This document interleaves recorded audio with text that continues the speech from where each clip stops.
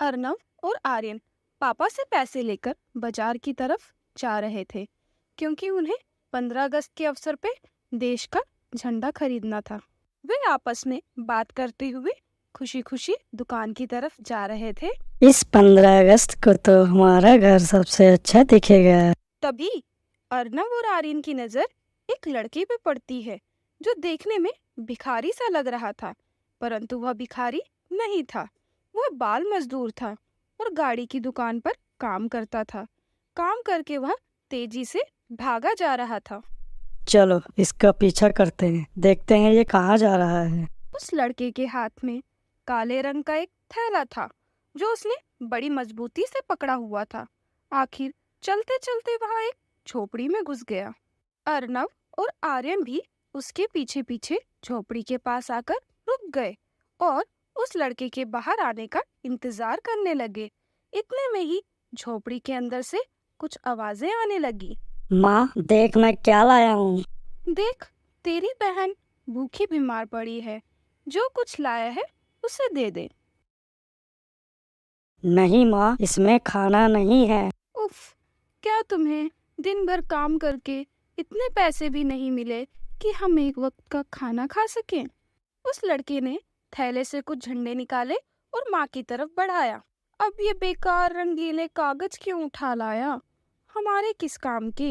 यह बेकार कागज नहीं है माँ, यह हमारे देश का तिरंगा झंडा है। मैंने यह झंडा खरीदने के लिए कितनी मेहनत करी है और कितनों के आगे हाथ फैलाए हैं। अरे बेटा, तुमने ये सब क्यों किया? आखिर इस देश ने हमें दिया ही क्या है सिवाय गरीबी और भूखमरी के? ये देश सिर्फ पूंजीपतियों का है। इन झंडों की अपेक्षा हमें 2 वक्त की रोटी ही मिल जाती, वही बहुत था। कम से कम हमारा पेट तो भरेगा। माँ ने अपने आंसू को पोंछते हुए कहा। माँ, तुम्हें यह मालूम नहीं कि यह देश कितने बलिदानों से मिला है, कितनी जानें कुर्बान हो गई है। हमें इसलिए इसका आभास नहीं है क्योंकि हमने कोई बलिदान नहीं दिया है। यदि आज हम स्वतंत्र नहीं होते तो किसी अंग्रेज के जूते साफ कर रहे होते। खुशी इस बात की है, आज हम किसी के गुलाम तो नहीं, अपनी इच्छाओं के अनुसार तो हम जी रहे हैं ना माँ।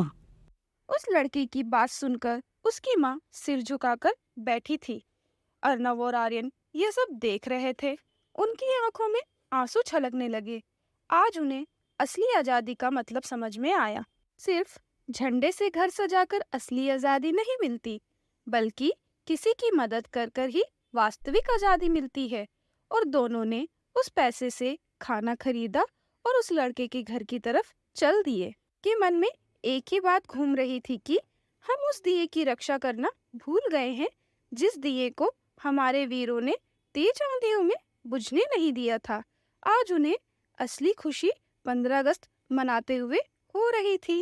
यह सत्य है कि अधिकांश गरीब और अशिक्षित माता पिता अपने बच्चों को काम करने पर प्राथमिकता देते हैं क्योंकि उनके पास आय का कोई साधन नहीं है। उनको अपने बच्चों को पढ़ाने के लिए कोई सीमित साधन नहीं है। आज श्रम, अज्ञानता और अशिक्षा के कारण हिंदुस्तान की भावी पीढ़ी को नष्ट कर रहा है। हिंदुस्तान के धनवान बुद्धिजीवों को यह सुनिश्चित करना चाहिए कि नई पीढ़ी को इस तकनीकी दुनिया में शिक्षा के महत्व, उनके लक्ष्य और उनके अस्तित्व के उद्देश्य को जानना चाहिए। बच्चों को शिक्षित होना चाहिए क्योंकि उचित शिक्षा से ही उन्हें अपने विचार और अपने देश के मूल्यों की समझ मिलती है।